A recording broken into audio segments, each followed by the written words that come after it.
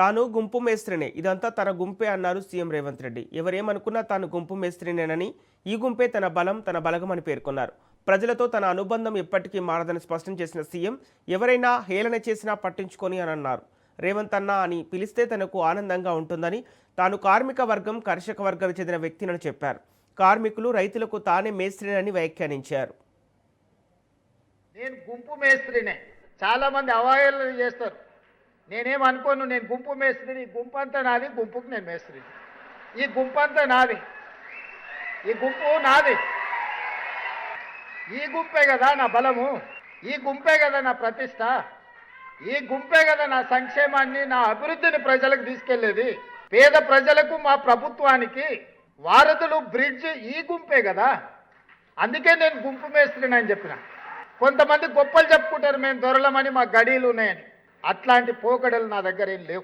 ఆ రోజైనా ఈ రోజైనా, ఆనాడు జిల్లా పరిషత్ మెంబర్గా ఉన్నా, లేదా ఎమ్మెల్సీగా ఉన్నా, ఎమ్మెల్యేగా ఉన్నా, ఎంపీగా ఉన్నా, కాంగ్రెస్ పార్టీ అధ్యక్షుడిగా ఉన్నప్పుడు ప్రేమతో రేవంత్ అన్న అని ఏ విధంగా పిలిచిందో, ఈరోజు ముఖ్యమంత్రిగా కూడా మీరు రేవంత్ అన్నగా పిలిస్తేనే నాకు ఇష్టం. కాలుష్యం అయిపోయిన మురికిని వెదజల్లి నల్గొండ జిల్లా బిడ్డల ప్రాణాలు తీస్తున్న మూసిని ప్రక్షాళన చేసి కట్టాలని నేనంటే, నా కాళ్ళ కట్టె పెట్టాలని కొంతమంది తిరుగుతూ ఉన్నాం. ఔటర్ రింగ్ రోడ్ ఆర్థిక వ్యవస్థను మార్చింది. రీజనల్ రింగ్ రోడ్ వేసుకుంటే తప్ప, మెట్రో విస్తరించుకుంటే మీకే కాదు ఉపయోగపడేది. మెట్రోలో నేను బట్టిగారో లేకపోతే ఫామ్ హౌస్లు ఉండే పెద్ద ఆయనో ఎక్కడు కదా. ఫామ్ హౌస్లో ఉన్నాయనే మెట్రో ఎక్కడు కదా. ఆయన పిల్లలు విమానాలు ఎక్కి లండన్లు పోతారు, ప్రత్యేక విమానాల సొంత విమానాలు బేగంపేట నుంచి విదేశాలకు పోతారు, కానీ మెట్రో ఎక్కరు కదా.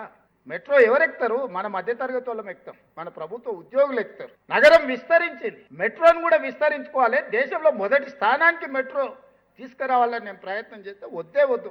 ఈ వద్దనేది ఏందిరా నాయన? 10 ఏళ్ళు మేము నువ్వు చెయ్యి అని మేము తిరిగినాం. తాడు పామై ఈరోజు దేశంలో నీట్ పరీక్షలు, దేశంలో ఉండే లక్షలాది మంది పిల్లల జీవితాలతో చెలగాట మాడింది అదే గ్లోబరీనా కదా. ఆ రోజే వాడిని 2 దెబ్బలేసి చెంచల్గూడలో చిప్పకూడు పెట్టించినట్టు ఇవాళ దేశంలో పిల్లల జీవితాలతో చెలగాట మాడుతుండేనా? ఎన్నడన్నా వాడిని శిక్షించాలని వాళ్ళు ఆలోచన చేసిండ్రా? ఎన్నడన్నా ఈ అభివృద్ధి కార్యక్రమాలను ముందుకు తీసుకెళ్లాలని ఎప్పుడైనా మేము అడిగినప్పుడు ఎప్పుడైనా మాట్లాడినరా? ఆ ఎల్లంతా మేము రోడ్లు ఎక్కినాం ఇవన్నీ చేయమని.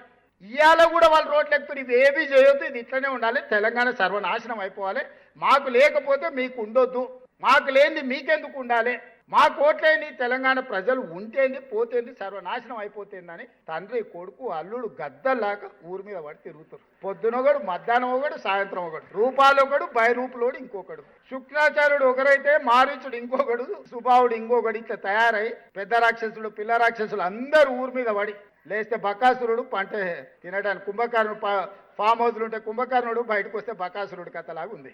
ప్రతి ఒక్క దగ్గర పోయి నేను నిలబడి మాట్లాడి ఏదో రకంగా చాకచక్యంగా ఏదో ఒకటి సాధించుకొని వస్తున్నా కదా. ఢిల్లీకి పోతే ఢిల్లీలో ఏముందా? కాలుష్యం ఉంది. నీళ్లు తాగాలన్నా కష్టమే, గాలి పీల్చుకోవాలన్నా కష్టమే, ట్రాఫిక్లకు పోతే అంతకంటే కష్టం. ఢిల్లీలో ఏమన్నా లడ్డు ఉందా? ఏటికోతా నేను ఢిల్లీకి? ఏంటి కోతా మీరు చెప్పు? ఢిల్లీ నేను చూడందా? ఇదేం ఎంపీగా ఉంటే అంతకంటే ముందు మా ఇంటి ఆనే చదువుకునేది, అప్పుడు కూడా పోయేటోండి ఢిల్లీకి.